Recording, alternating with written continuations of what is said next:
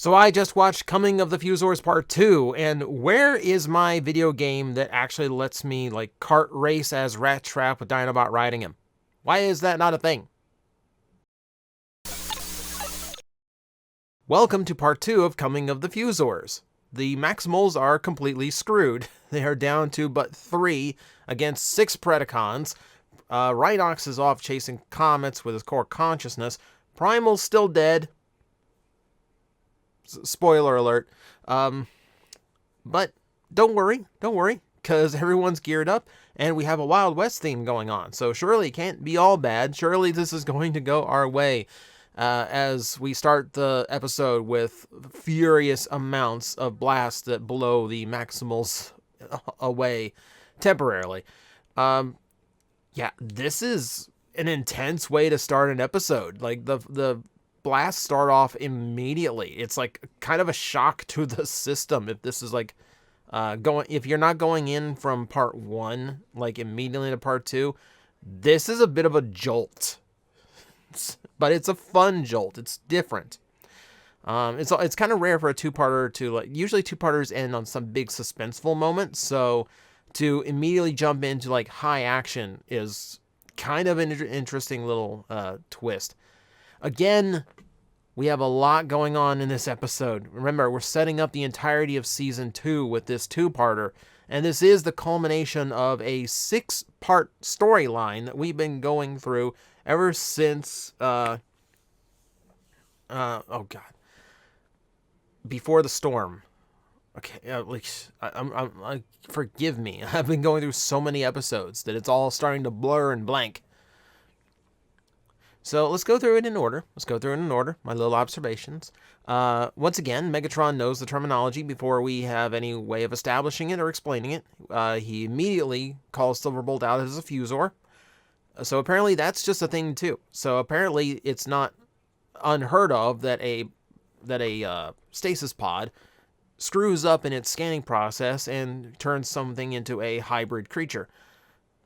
I would like to see some of these others. Are they the ones that I see throughout a toy store? Do I see the ones that are not the show characters that filled up like the basic and deluxe classes? I mean, I would like to. I would like to believe that.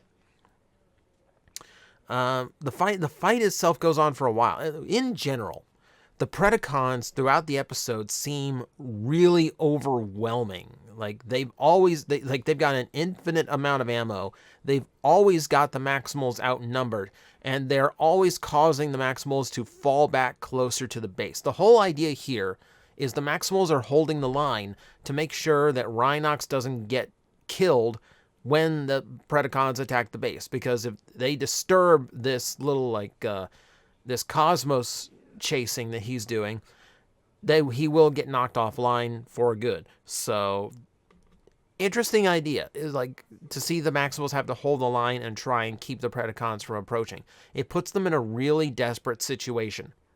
You know, not that they aren't already in one, but hey, more so, more desperate. Why not? You know, we're kicking off a new season. Let's get tense here.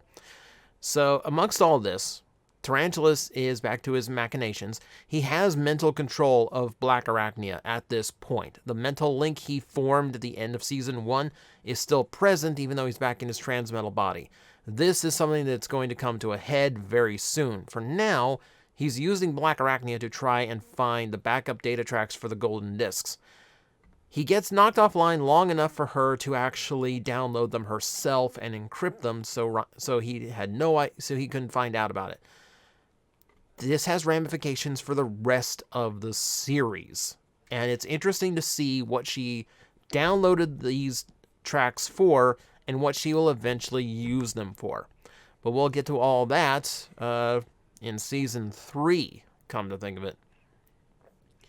But still, that the story between Black Arachnia and Tarantulas is getting tense at this point. We're going to see that pay off relatively soon.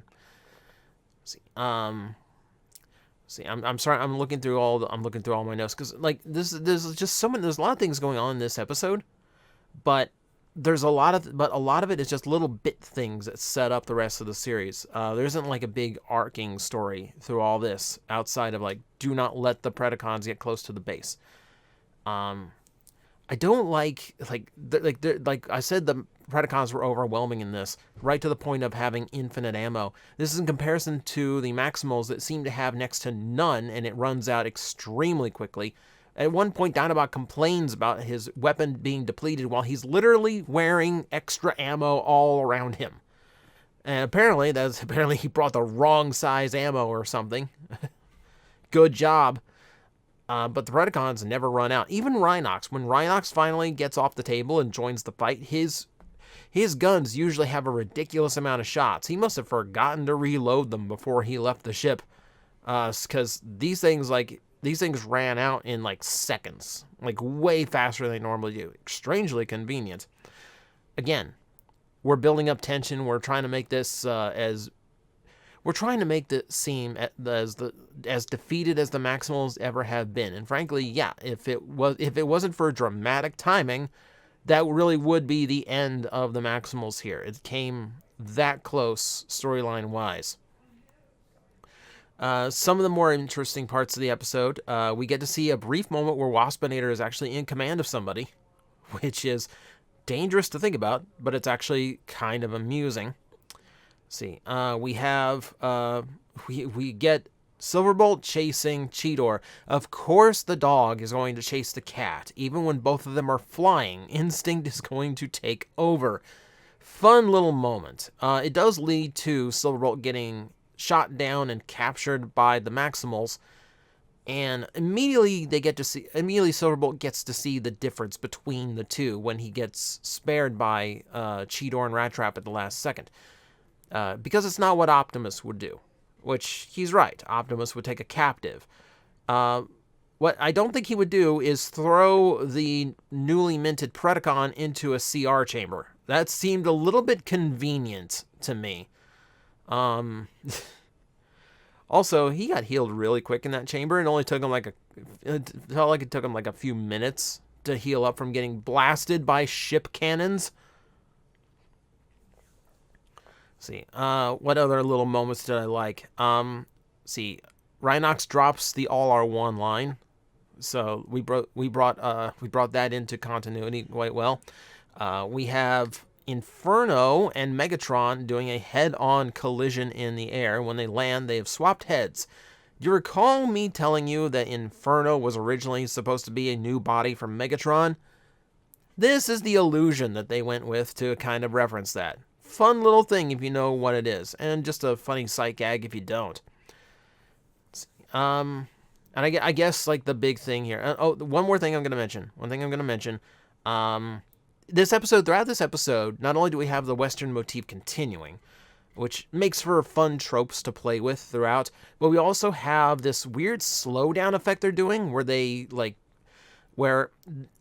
skip every frame, but every frame is double length. So it just looks really jerky, and like poorly encoded video jerky. I'm really not a fan of how it looks. I would understand that like rendering it in slow motion would be time consuming and problematic, but we've seen them do it in the show before. I mean, they're capable of that. This seemed like a shortcut, and it's an unfortunate one because it really does hurt the animation quality of the episode. Okay, fine. We're running long. Yes, Primal comes back at the most convenient time.